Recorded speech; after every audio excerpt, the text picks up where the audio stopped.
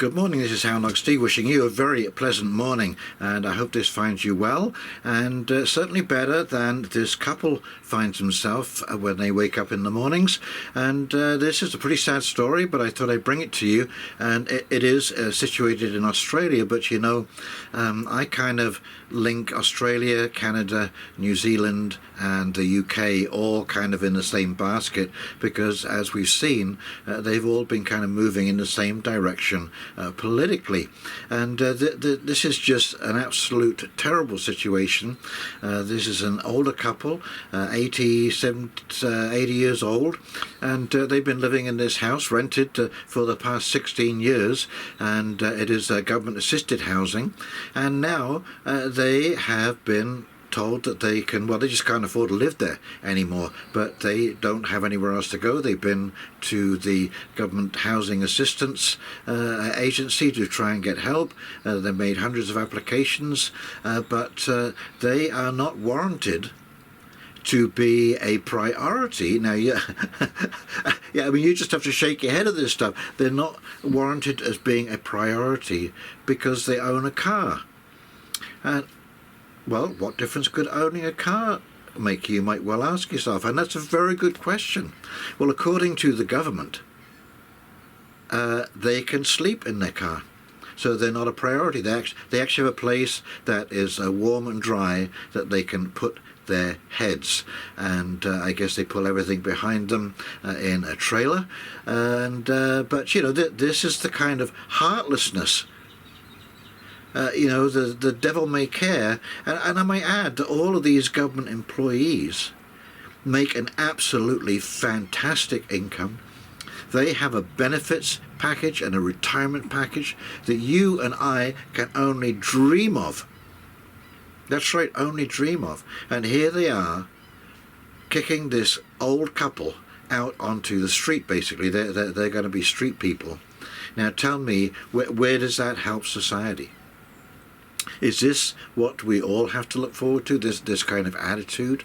You know, this, if you were in Canada and this situation happened, you know what they would say to you?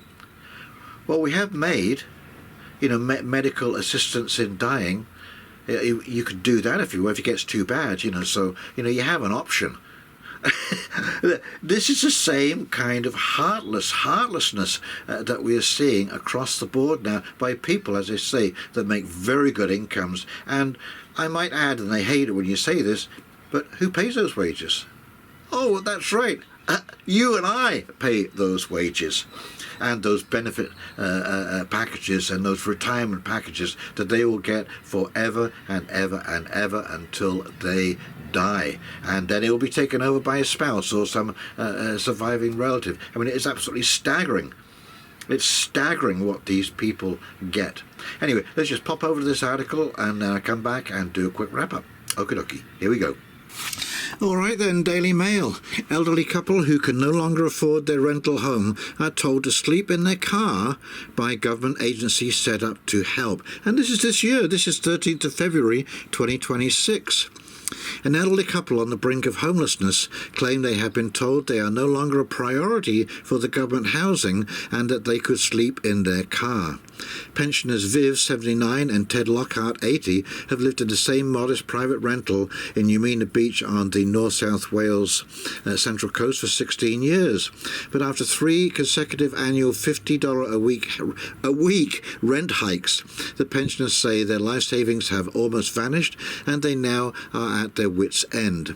Despite applying for more than 50 properties, the desperate couple claim they have not received a single response and are now terrified about their uncertain future. Half the places we looked at were not even fit for dogs, Mr. Lockhart told Daily Mail. But there were still 20 or more people applying for each one of them. I don't know why we don't get a look in. We have always paid on time, we have good references, but maybe they think we are too old and don't have much time left. Mr. Lockhart claims they have been on the Home's North South Wales waitlist for almost 10 years, and while they were once considered a priority, it no longer applies. And there you go. It no longer applies to you. And I suspect that MAID will reach across the oceans and the lands to get to Australia, and that this kind of behaviour will come to Canada if it isn't already here. And I'm actually going to make another video on that.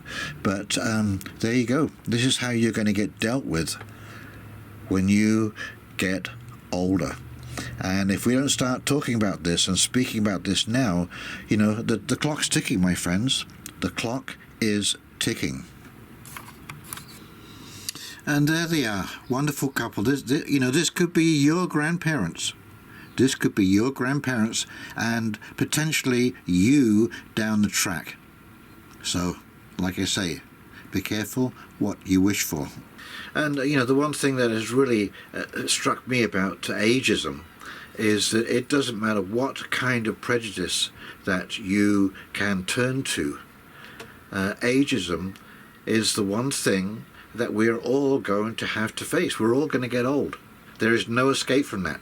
You may never change your colour, you may never live in another country, it doesn't matter.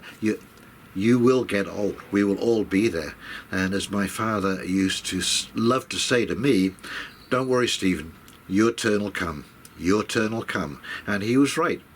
And so to have these people treating you with indifference, they're just paving the path for the way that they will be treated in the future.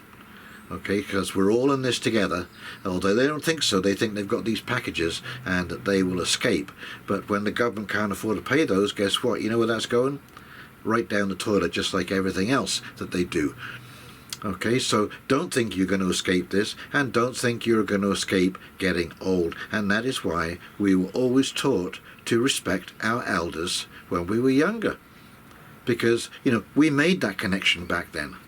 Because it was a common sense connection. You could all see your parents getting older, your grandma and grandpa getting older, all this kind of... We all see it happening. We even if we try to deny it.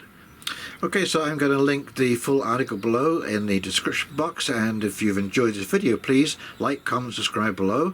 And in the meantime, this is Houndog Steve wishing you a very pleasant morning, and we'll talk very, very shortly. See you now. Bye.